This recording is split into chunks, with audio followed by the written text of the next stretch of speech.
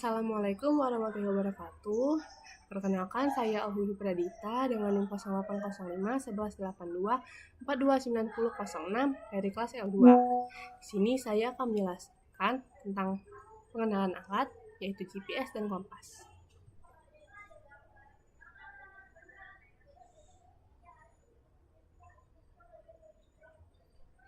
Jadi pertama-tama saya akan menjelaskan terlebih dahulu apa itu GPS.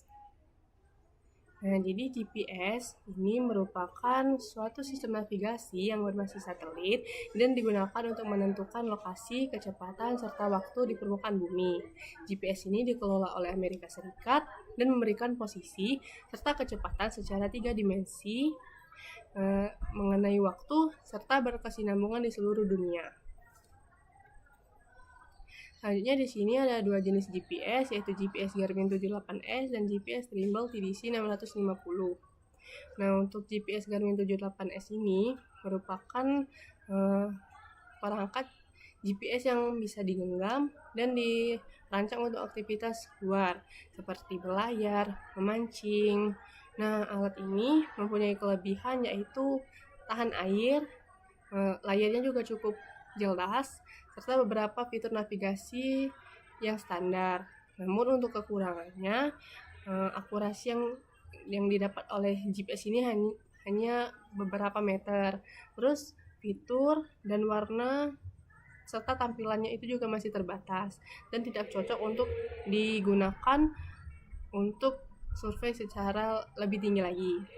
Selanjutnya itu ada GPS Trimble TDC 650. Nah, GPS ini sudah lebih modern dan hampir sama dengan perangkat Android. Terus ini bisa digunakan untuk penelitian yang lebih tinggi, fitur-fiturnya juga lengkap dan canggih. Namun untuk kekurangan GPS Trimble ini, dia memang agak cukup mahal. Nah, untuk GPS Garmin tadi, dia setelah kita menggunakannya, kita harus melakukan kalibrasi terlebih dahulu. Nah, kalibrasi ini akan kita tahu dengan mengikuti instruksi yang ada dari GPS tersebut. Selanjutnya kita masuk ke kompas. Nah, kompas ini merupakan penunjuk arah yang bekerja dengan memanfaatkan medan magnet bumi untuk menentukan arah mata angin. Nah, di sini, sebelum masuk ke kompas, ke bagian-bagian kompas, saya akan menjelaskan dulu 3 jenis kompas.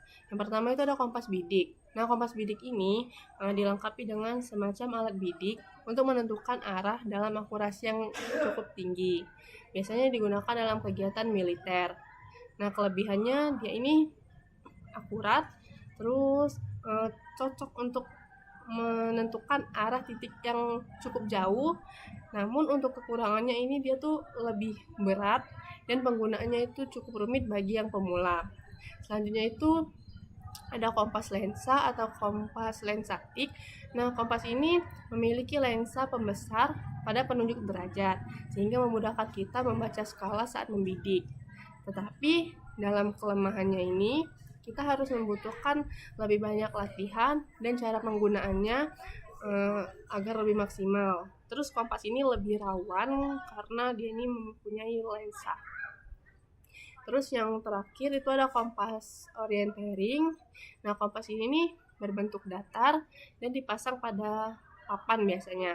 Nah, kompas ini biasanya digunakan dalam kegiatan yang hiking, yang ringan gitu, dan cocok untuk pemula. Nah, selanjutnya baru kita masuk ke bagian kompas.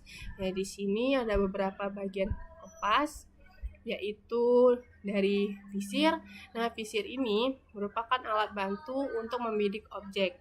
Jadi, kita akan melihat objek itu dari visir ini agar lebih akurat. Terus ada tutup dial untuk melindungi dial atau seperti piringan yang ada di dalam kompas. Selanjutnya itu ada dial. Dial ini merupakan piringan dalam skala derajat yang digunakan untuk menentukan arah. Selanjutnya itu ada kaca pembesar. Ya, seperti kita tahu, kita dapat mudah membaca angka skala pada dial tersebut dengan kaca pembesar ini. Selanjutnya ada garis sasaran bidik, itu untuk mengarahkan kita ke objek sasaran. Jarum penunjuk untuk menunjukkan magnet yang menunjuk ke arah mata angin. Dan yang terakhir itu ada tempat jari untuk kita memegang kompas itu agar stabil saat kita gunakan. Jadi kesimpulan yang dapat diambil dari materi ini, di mana GPS dan kompas sama-sama merupakan alat yang digunakan untuk menunjukkan suatu lokasi ataupun daerah. Namun pada zaman sekarang, orang lebih banyak menggunakan GPS dikarenakan pengoperasiannya yang cukup mudah. Untuk materi kali ini sudah cukup jelas dalam menyampaikan materi, namun mungkin kedepannya dapat lebih diperlambat agar tidak terlalu terburu-buru. Sekian materi dari saya. Semoga bermanfaat bagi yang menonton. Saya akhiri. Wassalamualaikum warahmatullahi wabarakatuh.